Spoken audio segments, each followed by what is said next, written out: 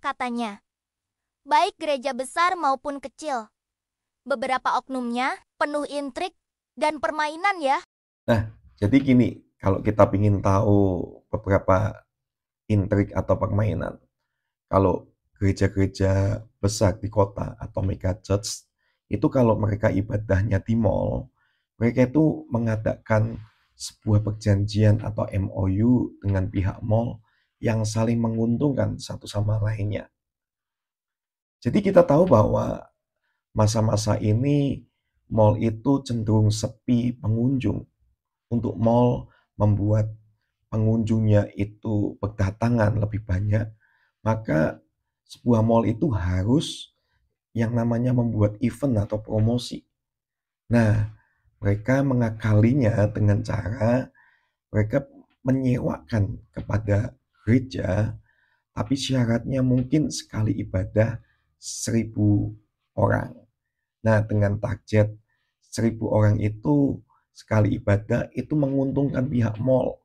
Jadi mall tanpa membuat event atau promosi, otomatis pengunjung itu datang. Dengan jemaat yang ribuan itu, dia dapat uang untuk parkirannya. Setelah itu, setelah ibadah, otomatis biasanya para jemaat itu akan mengunjungi tenan-tenan makan. Jadi itu akan menguntungkan mall juga.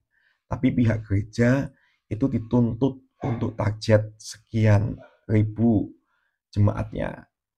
Nah, itulah yang membuat dari jemaat-jemaat itu biasanya dikejar-kejar untuk mencari jiwa. Tapi sebetulnya target itu untuk saling menguntungkan antara MOU-nya mall dan juga gereja. Nah, hebatnya lagi biasanya karena persaingan satu sama lain, ada juga gereja yang ingin mungkin menempati mall A mungkin yang sudah ditempati gereja A, itu mereka akan mendekati pihak mall dan mengatakan, aku bisa sekali ibadah mendatangkan 2.000. Lalu kemudian gereja yang sebelumnya itu bisa diusir dari pihak mallnya. Nah, kalau kita ngomong intrik atau permainan dari gereja-gereja kecil yang bahkan mungkin ada di desa, itu permainannya seperti ini. Karena saya menjumpai beberapa gereja-gereja yang eh, baik itu ada di desa atau gereja kecil, mereka itu bisa punya alat musik lengkap, bisa punya gedung yang bagus, tapi ternyata jemaatnya itu sedikit sekali. Beberapa saya lihat tidak sampai 10 orang. Nah, kenapa kok mereka bisa mendapatkan banyak bantuan? Karena kita tahu bahwa kadang pengusaha punya pikiran ingin membantu bukan gereja yang sudah besar, ingin membantu gereja-gereja yang ada di desa yang masih kecil. Tapi ternyata kadang ada juga oknum-oknum yang ada di gereja itu. Nah, mereka tidak fokus dalam pengembalaan, tapi mereka fokusnya itu cari donatur. Lalu bagaimana mereka bisa mengkelabui para pengusaha yang menyumbang dengan caranya mereka itu pada waktu donatur itu mungkin akan datang atau survei ke gerejanya.